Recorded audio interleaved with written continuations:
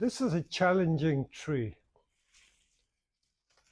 It's one of those unusual pines. Many people think it's a mugo, but it's not. It's Pinus uncinata. And I bought this as a tall pine, but I have a lot of Scots pines in my field, but I don't have this particular variety. And I was attracted to this tree because of the low branches. So I thought of making it into a bonsai. I've been looking at it for the last couple of hours, and it has proved to me a real problem tree. One of the reasons why I love doing bonsai is because every solution to these difficult problems takes quite a while to find. And as you may have seen on some of my other videos, I sometimes have to look at the tree for a long, long time before and I can arrive at a solution. So let's look at this tree closely. It's well over 6 foot high, although it's on a 10-inch turntable.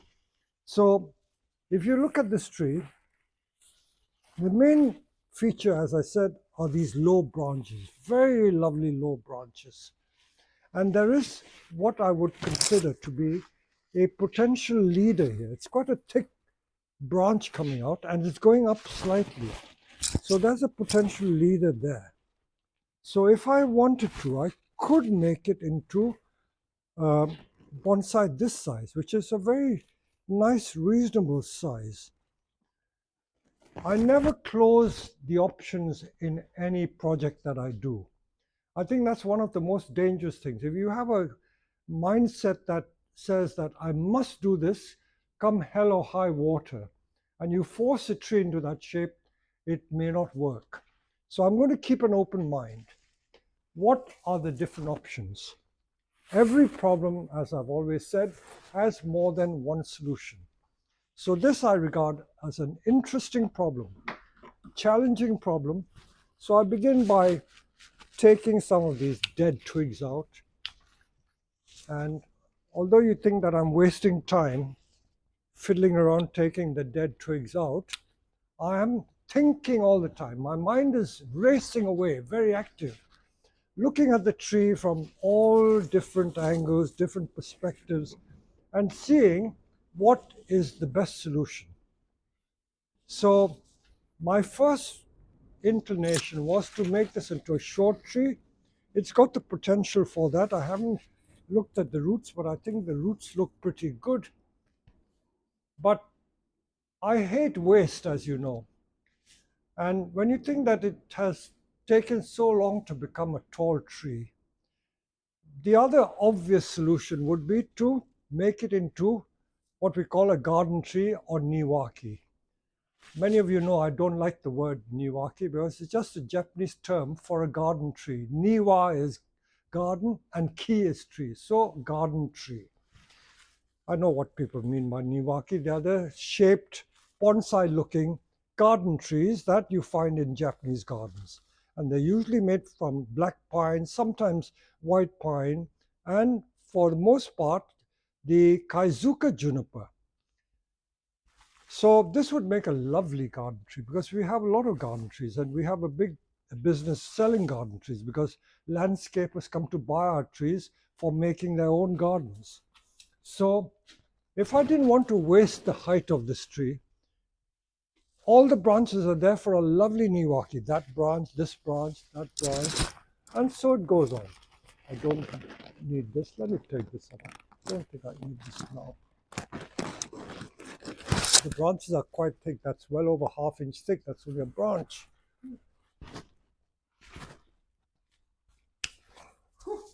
And that is also a branch. It's gone thick. This can become a leader as well. That can also become a leader. If you were making a Niwaki, you might keep that as a leader. You never know. So this is possible as a Niwaki. So my mind is racing away and I still can't decide what to do. If I wanted to make it a bonsai about this size, I was just thinking that I have so many hundreds of them in the field, and they're mainly Scots pine, but I don't get many on Cineata this tall. So should I make it into a garden tree? Still can't decide. See, the spread is quite nice. But a garden tree would take at least 5 years to create. A bonsai might take less time. So let's explore the branches again. The branches are all in the right place. The only trouble is that if I use this as the leader, it might take very long to become a good tapering leader. But all the possibilities are there. So you can see what is going through my mind. I'm absolutely caught between the horns of a dilemma. Seems a shame to cut a tall tree to make it into a short bonsai. I could get a nice big Niwaki, but it would take time. And being low branches, even low branches for tall Niwaki would be extremely nice. Well, let's reduce some of the unwanted branches.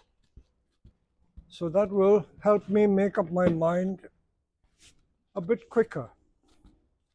So, even if I were using this as a Niwaki, I wouldn't want this tall branch. Even if I wanted to make a short bonsai, I don't need all that height. So I can probably start reducing it a little bit.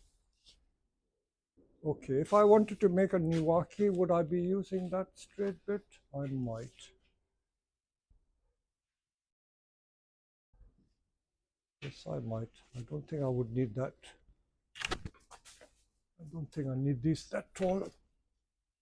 Many people get worried that if you just keep cutting willy-nilly, you'll destroy the pine, but don't fear. Every time you take the tips out, it will bud back. You will get more shoots. So I've tidied the tree up a little bit. So even if I did Niwaki, it would still be nice like that.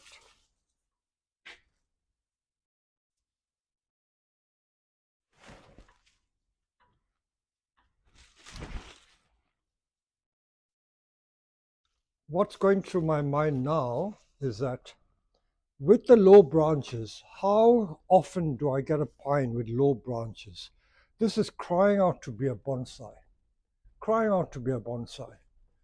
If I made a Niwaki, it would be a very, very ordinary Niwaki. So do I want an ordinary Niwaki or a less ordinary bonsai, this size?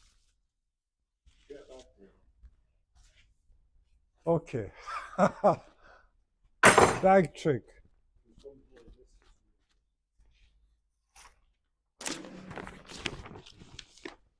I'm sure you will all have faced a similar situation where you can't decide what to do. I know friends and customers who are into bonsai, and they tell me sometimes they can't decide. It takes them months, if not years sometimes, to decide what to do with a particular piece of material. This could be one of them. So you can see, even if I did this, I can still find useful branches from here to make it a credible bonsai. So I have to literally toss a coin to decide whether to use it as a tall Niwaki or a short tree.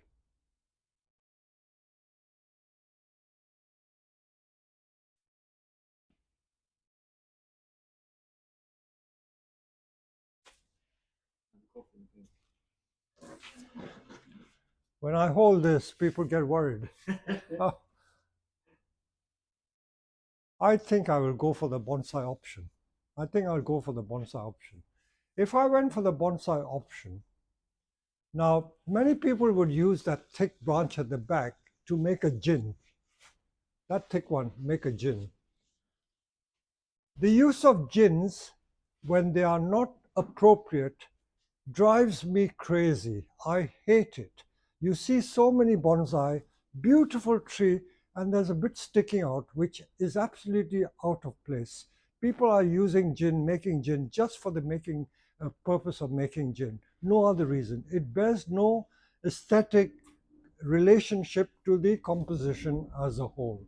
So, as I said, many people would do this. Let me just show you what they would do. They will cut everything off. By the way, I've taken the decision already.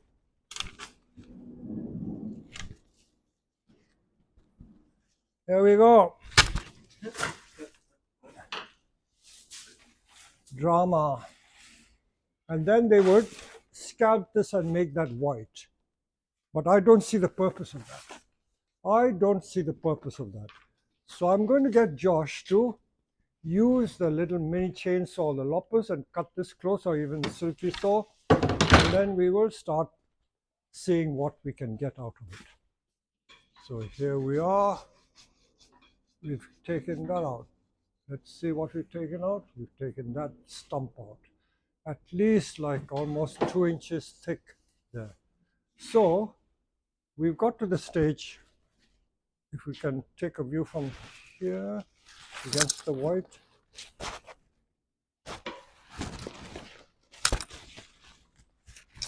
So that's the potential tree with the leader coming this way. Now the problem is to choose the branches. If we come close again, we have a mixture of quite thick branches and thinner branches. But the way I'm looking at it is to use branches which have potential pads already forming. This seems to have like potential pads, whereas this one doesn't have it. So if they're two very close together, and this one is more to that side, so this would be my preferred choice for a branch. Again, choices all the time. When it comes to making choices, there is a logical way of approaching the choice you make. And if you have a problem, if you follow what I'm thinking or how I think, then you might find the solution a bit easier. Again, I always emphasize that what I do is not necessarily the best way. I'm sure other people have other ideas, but this is how I do it. Okay, I'll take that off. These little insignificant ones, I don't want. I don't want an opposing branch there, although sometimes you can use an opposing one. So then that's taken out. And over here, I've got 3 branches there. If I turn it around and look from the top, can you see? You've got 3 branches, 1, 2, and 3 in close proximity. Again, I would prefer to use that thicker one because it's got the formation of a pad already there. So if you look at things logically, the problem solves itself. And always clear the debris. By clearing the debris, it becomes less confusing and the solution becomes easier to see, much easier to see. Okay, I can shorten some of these. As I say, every time you take the tips off a pine shoot, it will encourage bud back. So no fear, you're doing it a good turn. So that's a back branch, this is a side branch.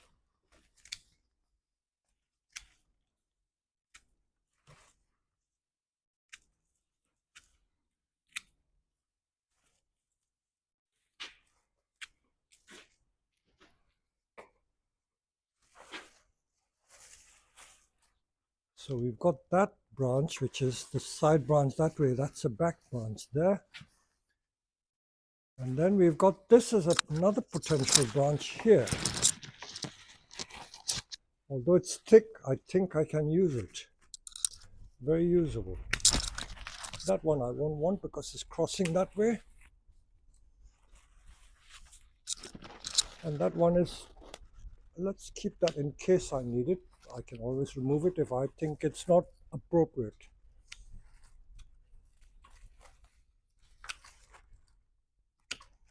That one is too close to this one. I'll take that off. Okay.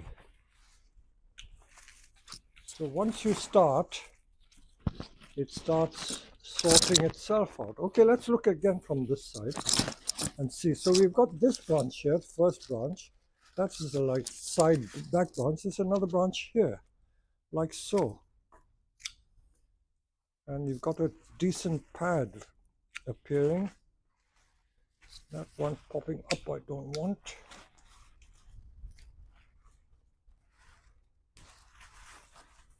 It would be nice if we get an instant bonsai out of it, but sometimes you got to look to the long term.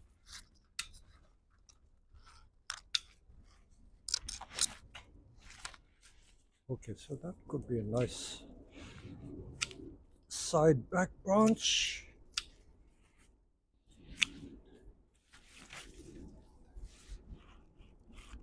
Already beginning to look something, isn't it? So how we terminate the top remains to be seen. We'll talk about that in a minute.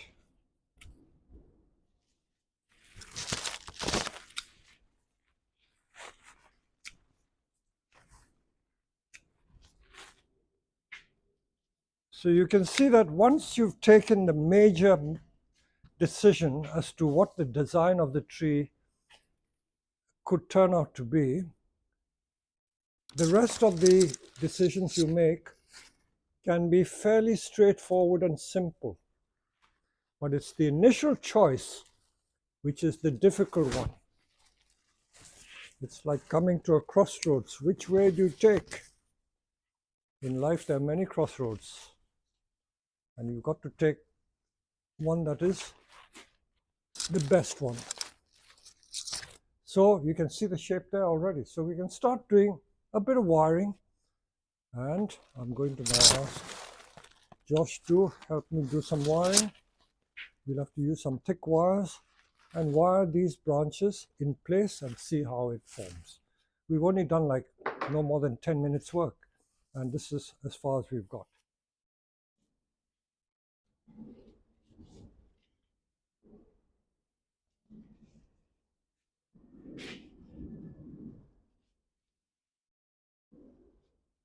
So let me show you how far we've got to. So we've got most of the main branches that we want to use, and we've decided on the leader, and we're now just arranging the branches in the right place, and I'm going to talk about the leader in a minute. Now put some guy wires on to pull the branch a little further down, because the thick wire will not bend it, so we're using a guy wire.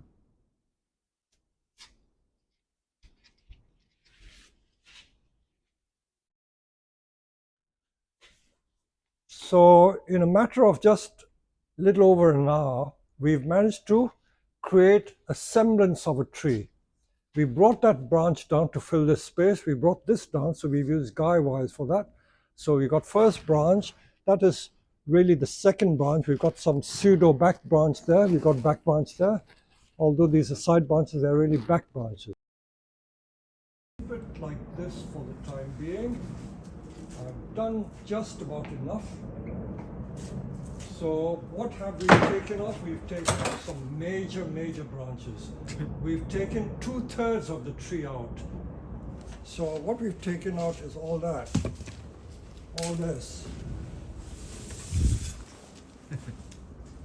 And I hate waste, as you know. My philosophy is not to waste. So I brought my flower arranging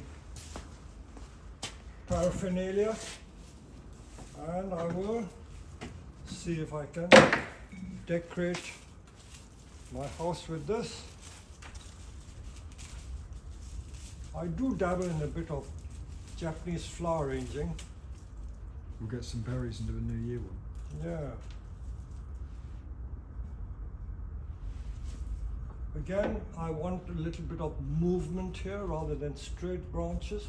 See, when pines grow vigorously, how fast they grow. I bet you anything, this shoot has grown in the last year. That was a candle last year. So pines do grow fast.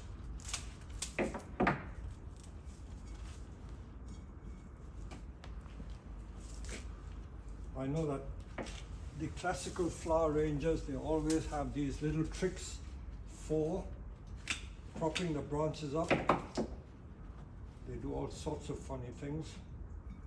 I love what they do. I think I can do something like this.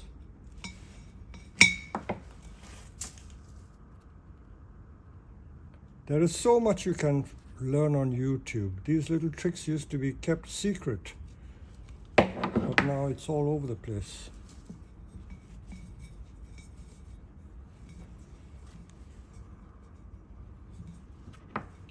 Gin pliers.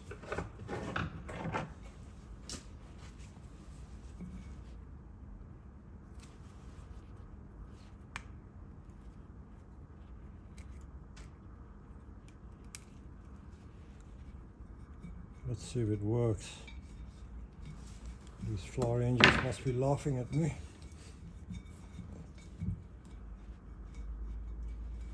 Oh God.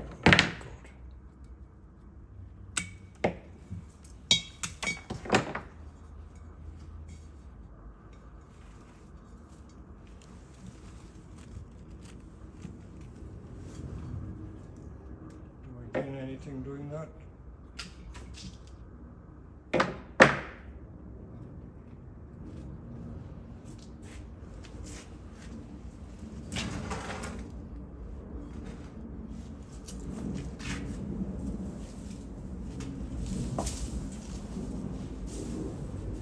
Most of these related arts, like Ikebana and Bonsai, the aesthetic principles are so similar. So if you're doing bonsai, you can easily get into this art. It's all about movement. So I've chosen a branch which has a bit of movement rather than finding something which is dead straight. And a bit of balance, one on this side, one on that side. And I'm trying to get like a triangular shape.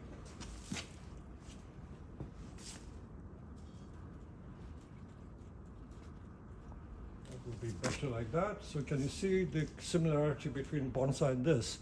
This is a very restful arrangement with the triangular shape because it creates balance, I think. Again, I'm speaking my mind so that I can tell you how I'm doing certain things and the reasoning behind it.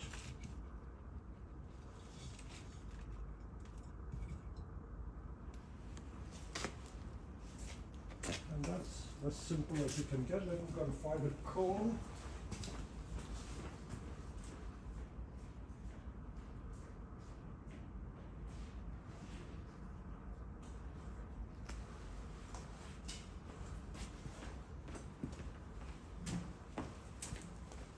These are cones from a 5-needle pine that Josh and Matthew pruned for me only the other day.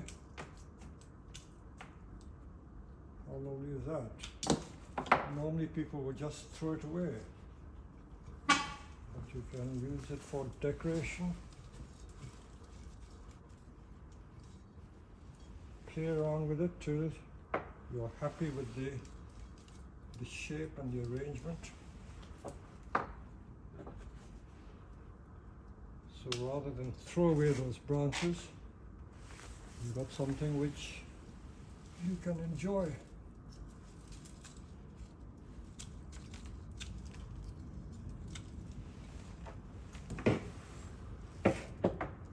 So there you go. You must be wondering why I have a copy of my masterclass book here. I'm going to show you something that I wrote about back in 1986, and it was quite revolutionary at the time. It is one of the tricks that I used to use throughout the 70s for thickening trunks. If we home in and look at this page, 150 of Bonsai Masterclass, you will see I describe how you can thicken trunks. And I wrote here, many potential bonsai lack a substantial trunk. However, it is possible to thicken trunks in a number of ways. And one of those ways is to score the bark. If you look at these two pictures here, you see I'm holding a box cutter or Stanley knife and I'm scoring the bark. And if you score the bark, and this is the result, this picture was of another pine I took. You can see from a tiny cut, which is barely 1 millimeter, it has thickened to become like 3 or 4 or even more over a period of time. So that swells the trunk, and it is a surefire process. You're bound to get results. So why am I showing you this? It's because this tree has a very nice trunk, but it is not old and gnarled. Pines, as they get older, they get gnarled and crackled. So it's a relatively young pine, and I wanted to get character, so, and also to thicken. So the taper is not very good. So what I have done, in fact I have marked it already. So take a marker pen and mark it like this in zigzag lines all the way as far as you go, mainly at the base because you want it to swell at the base to get a taper. So if you go around and mark it all the way around the tree, completely round. I won't show you everything, but that's what you do. And once you've marked it, you get we call it a Stanley knife because it's made by a company called Stanley Tools. But people in the US call it a box cutter. So with a box cutter, if you just score the bark, so you're cutting into the bark, like so. Follow the line, cut into the bark, and I like to use the analogy of unloosening your belt. So if you unloosen your belt, it will have a chance to get thicker and wider. So that is the theory behind it, and it certainly works, I can assure you. I've been doing this ever since the 1970s, almost 50 years I've been doing this. So whenever I come across a pine that lacks character or doesn't have a substantial bark, I go around scoring it. Even if you just score lines, vertical lines, you're not going to kill the tree because the sap is still rising up the trunk, and it will swell the trunk and make it look much nicer. As I said, I'm not going to sell this tree. I want to follow the progress through. In the spring, come February, I'm going to pot this into a large bonsai training pot to get it out of the flower pot. I also want to examine the nebari. So this is the result of working on that 2-meter tall tree, and this was the end result. It's no more than like 60, 70 centimeter high. So watch this space, as we say, and this is going to be an interesting pine.